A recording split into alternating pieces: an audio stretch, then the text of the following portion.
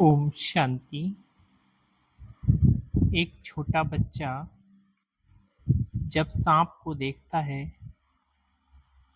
तो उसे पकड़ना चाहता है, क्योंकि उसे पता नहीं कि सांप में भी जहर होता है। इसलिए अनजानेपन में अपने प्राणों को संकट में डाल देता है। एक समझदार व्यक्ति सांप को देखकर अपनी सुरक्षा के लिए रास्ता बदल लेता है। उससे दूर जाने की सोचता है, ना कि उसे पकड़ने की। रामायण में भी कहते हैं, मायावी राक्षस मारीच सोने के हिरण का रूप लेकर सीता माता के सामने आता है। फिर रावण का साधु का वेश धारण कर आता है, परंतु जब सीता माता आसुरी शक्तियों के इन भिन्न भिन्न आकर्षण करने वाले रूपों को नहीं पहचान पाई, तो उसे परमात्मा विरह और अनेक दुखों का सामना करना पड़ा। भगवान कहते हैं, माया के नॉलेजफुल बनो, लेकिन दास नहीं। माया के भिन्न भिन्न रूपों को पहचान कर उससे दूर से ही भगा दो।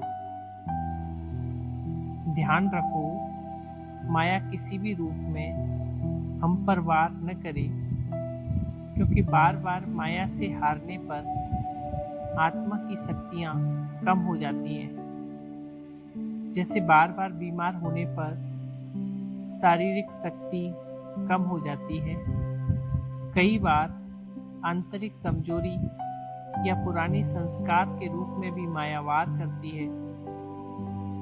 बाबा कहते हैं, बच्चे चेक करो, कभी चलते चलते रावण के संस्कार इमर्ज तो नहीं होते।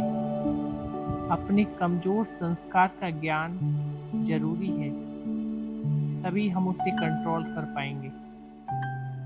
कमजोरी का ज्ञान हमें उससे सावधान करता है।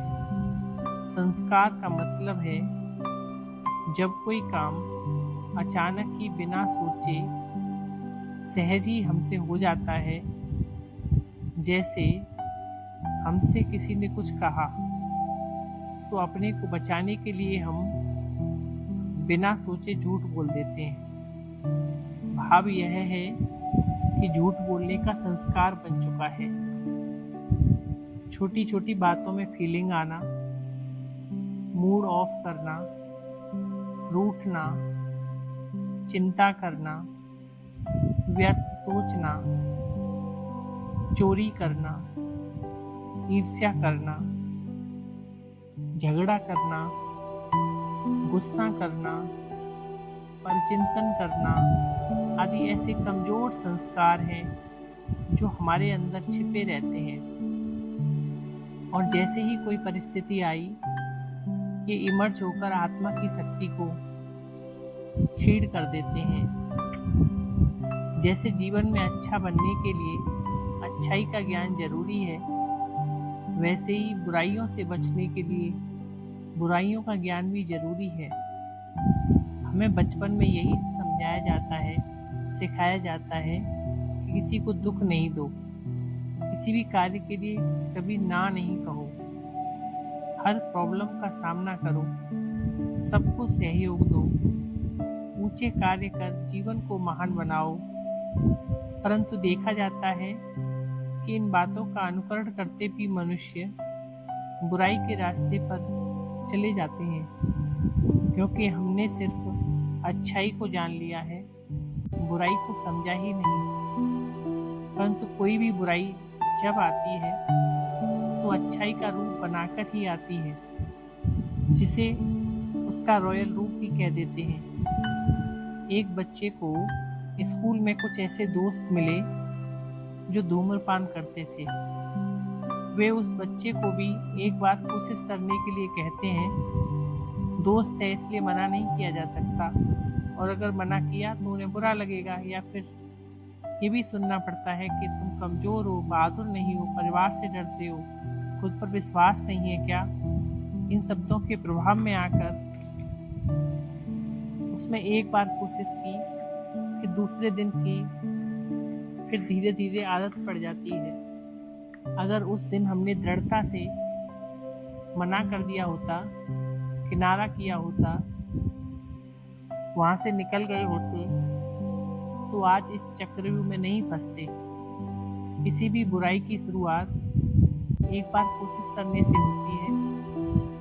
बुराई को टेस्ट करने की बहादुरी कभी न दिखाएं।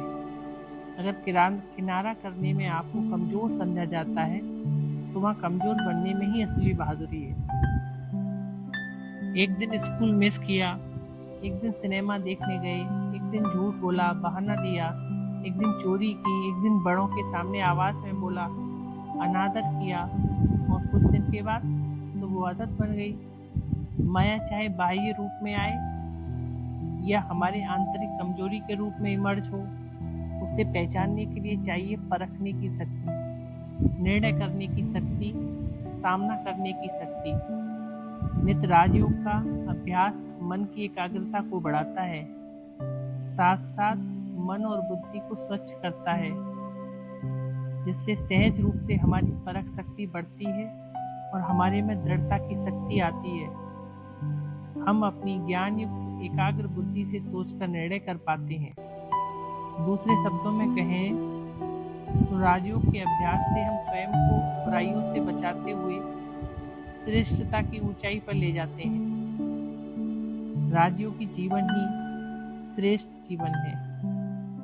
अच्छा, ओम शांति।